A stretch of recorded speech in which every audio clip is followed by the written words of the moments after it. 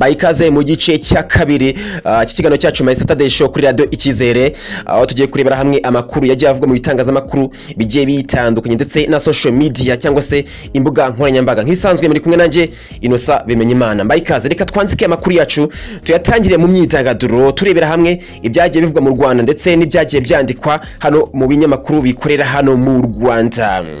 Turatangirana n'inkuru ivuga ku muhanzi Eddy Kenzo, n'umuhanzi ukomoka hariya muri Uganda, umwe mu bahanzi bagiye kabisa bubaka izina mu muziki wa East Africa ndetse no muri Afrika muri rusange. N'umuhanzi rero ari kubarizwa hano mu Rwanda. Ni iki kimugenza hano mu Rwanda? Nta ikindi nkuko tubikesha ikinyamakuru igihe.com, uno muhanzi Eddy Kenzo akaba afite gahunda yo gukorana indirimbo n'umuhanzi Bruce Melody. N'umuhanzi wagiye umenyekana mu bihangano birimo nka Stamina, ariko nanone muri ino minsi nanone hari indirimbo ikunzwe cyane ngenda mbana abantu benshi bakunda kubyina bita ngo yitwa ngo Weekend, It's a Weekend. Agira ngo ni indirimbo abantu benshi bagiye bazi. Hanyuma reka dukomeze amakuru yacu ariko duhindure ingingo, twinjire muri Miss Rwanda 2022. N'umwe mu bakobwa kabisa bari kugenda bahatanira ikamba rya Miss Rwanda 2022 yitwa Muheto. Uyu mukobwa kabisa wagiye avugisha benshi bitewe n'izina rye ndetse benshi agenda bibaza ibibazo byinshi cyane. Uyu mukobwa rero ngo ntabwo yaraziko ari mwiza. Ni nyuma yuko umwe mu bagize akanama nkemurampaka Mutesi Jolly wigeze kuba nawe nyampinga w'u Rwanda yamubazaga ibibazo kabisa bimeze bitya. Yaramubwiye ati Mutesi ati Muheto uri mwiza pe, ese warubizi? Nawe ati oya. Ngo ibyo rero ibya Miss Muheto, ibya Muheto umwe mu bakobwa kabisa bagenda batanira ikamba rya Miss Rwanda 2022. Twambutse twagiye hanze y'imbibi z'u Rwanda. Bamwita Lindsey, umwe mu bakobwa kabisa umwe mu badamu baherutse kwitaba Imana bazize bitewe nuko biyahuye. N'umukobwa wamenyekanye muri film ya Impire, film yagiye ikundwa cyane. Uyu mudamu Lindsey rero nkuko tubikesha ikinyamakuru TMZ, akaba yarasanzwe kabisa ahantu yiyahuye. Ni kuri tariki 18 z'ukwezi kwa kabiri 2022 nibwo yitabye Imana nyine azize kwiyahura. TMZ ikomeza ivuga ko uyu mugore yari yahamagaye umugabo we witwa Smith amuvugisha yumvikanisha ko ashaka kwiyahura.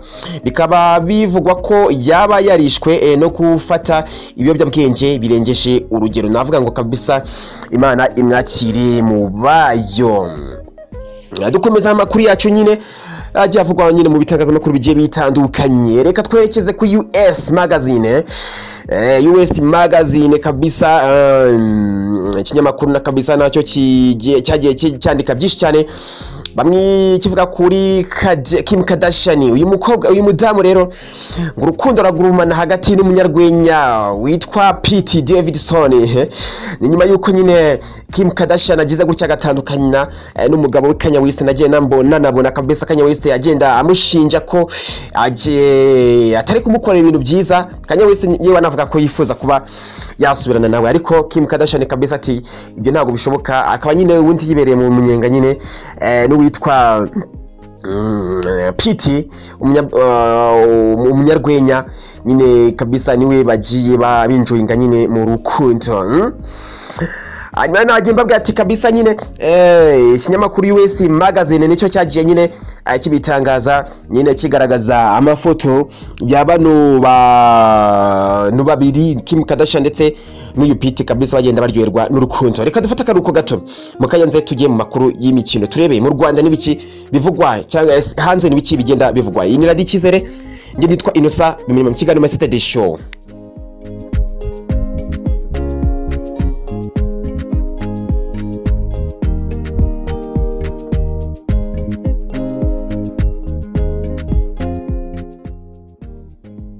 Nyuma y'akaruhuko rero dukomeje amakuru yacu, ariko nano duhindura ingingo twinjira mu makuru y'imikino, tugenda tureba byinshi byagiye bivugwa mu mikino hano mu Rwanda. Rero imwe mu nkuru ziri kubica mu makuru y'imikino ni derby y'ikipe ya Rayon Sport ndetse n'ikipe ya APR FC.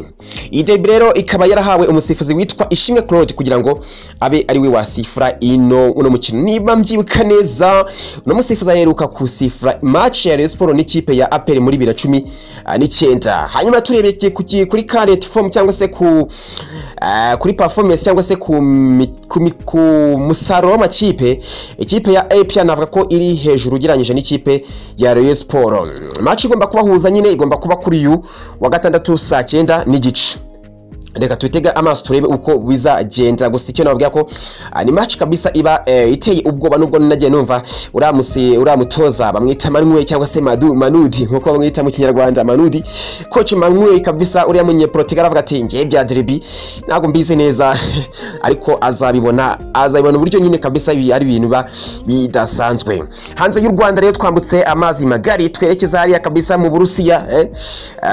Murabizi ko kuwa 4 mu gitondo nibwo Perezida w'Urusiya Vladimir Putin yagize gutya atangaza intambara ku gihugu cya Ukraine. Abantu bagiye batandukanye, hari reaction bagiye batanga cyangwa se hari uburyo bagiye ibyo bavuga ko kabisa ibintu Uburusiya bwakoze atari byiza. Abanyepolitike bagiye batandukanye ndetse n'abandi bantu bose bagenda kabisa bavuga ko ibintu atari byiza, cyangwa se abantu bagenda baharanira inyungu z'ikiremwa muntu.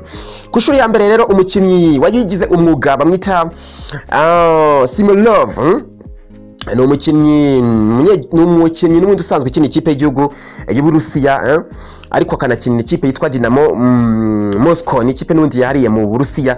Uyu mukinnyi nawe aherutse kupostinga ifoto kuri Instagram ye, ifoto kabisa ubona harimo umwijima yanditse ngo no war, cyangwa se ngo nta ntambara nyine dushaka. Nyine nawe yagiye anenga nyine ibyo igihugu cye cyakoze, kuba cyagize gutya kigafata umwanzuro kuba rwose cyatangiza intambara ku gihugu cya Ukraine.